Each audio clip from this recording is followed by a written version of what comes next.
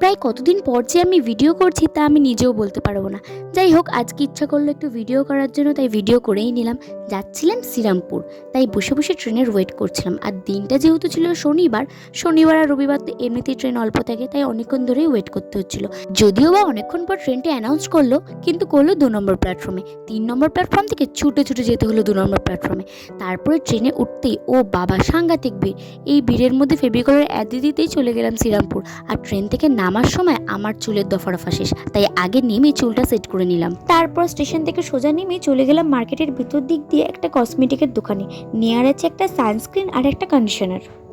এই ভিএলসিসি যেই সানস্ক্রিনটা আমি ইউজ করি সেটা বাদ দিয়ে প্রত্যেক কটাই পেয়েছি।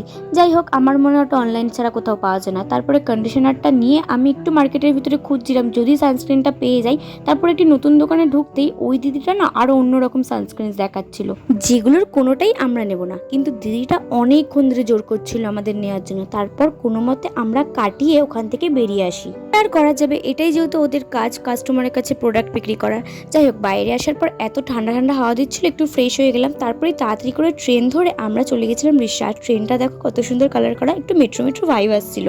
ট্রেন থেকে নামতে রিক্সার 1 নম্বর প্ল্যাটফর্মে না এই কানেরের দোকানগুলো, তার মধ্যে থেকে এই দেখো এই কানেরের একজোড়া আমি নিয়ে নিয়েছি, আমার ভীষণ পছন্দ হয়েছে। তারপরে যখন স্টেশন থেকে নিচের দিকে নামছিলাম দেখছিলাম এত ভিড় কেন, দেখলাম প্রসাদ দিচ্ছে। যাই হোক, এত ভিড়ে লাইনে দাঁড়িয়ে তার প্রসাদ নেওয়া সম্ভব না, কারণ এখন অনেক কিছু কিনতে হবে।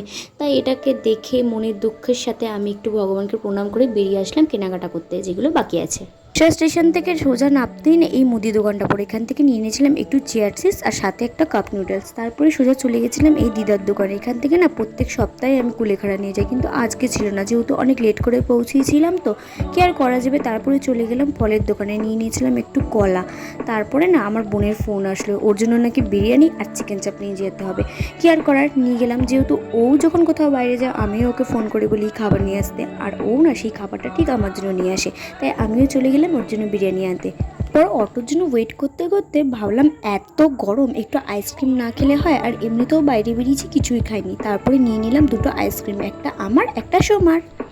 যেই না আইসক্রিমের প্যাকেটটা খুলে আইসক্রিমটা খাওয়া শুরু করেছি, ওখান থেকে সোমা অমনি আমার থেকে আইসক্রিম চাইছে, আর আমিও না ওকে লোভ দেখাচ্ছিলাম। দেখো, এটা ম্যাঙ্গো ফ্লেভার, এটা স্ট্রবেরি ফ্লেভার, এটা ভ্যানিলা ফ্লেভার। আর এইদিকে বাড়ি আসতে না আসতেই বিরিয়ানির উপর হামলা পড়ে গেছে দুজনের। বোন তো কখন থেকে ওয়েট করছিল কখন আমি বিরিয়ানি নিয়ে আসবো। যাই হোক, বিরিয়ানি খাওয়ার সময় না আমার বোন আবার বলছে চল, যেইভাবে ফুড ব্লগাররা ভিডিও করে আজকে ওরকমই ভিডিও করব। তাই আমি আর ও একটু ট্রাই করছিলাম ওরকমভাবে ভিডিও করার, যে আমি আর এই পরেই আমার বোন খাবে, এই যে দেখাচ্ছে কত ভালো বিরিয়ানি। যাই হোক, আমি ততক্ষণ বিরিয়ানিটা খাই, আর তোমরা আমার ভিডিওটা একটু লাইক করে দাও।